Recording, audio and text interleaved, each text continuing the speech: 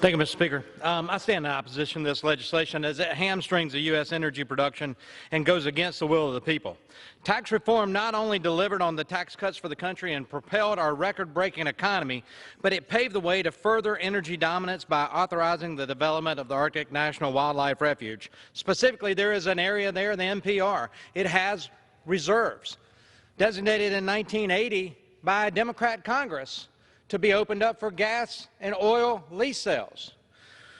Look, before tax reform and the opening of ANWR, 92% of the 19.5 million acres could not even be legally touched.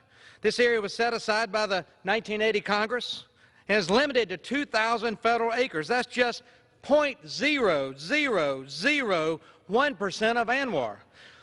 I heard an analogy the other day. It's like the size of a football on a football field. It's a very, very small spot. I've heard another analogy, the size of a postage stamp on a wall. This was set aside for energy production. It has the resources, and it's time for us to develop those resources, because the failure to develop the resources we have in this country to meet the energy needs of our nation means that we continue to be dependent on other nations. Now, we think about the Middle East when we think about that. But as I told in a story yesterday, the New England states get natural gas from Russia. An LNG tanker showed up at Boston Harbor, provides natural gas to an American state. That means they're relying on Russia.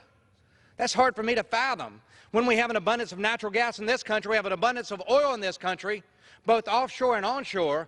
These are American resources that should be developed. Very minimal impact on the Arctic National Wildlife Refuge. It's time for America to develop the resources that God gave us when He blessed this great nation. Develop these resources in the Arctic National Wildlife Refuge. It's the law of the land right now. It's time to develop.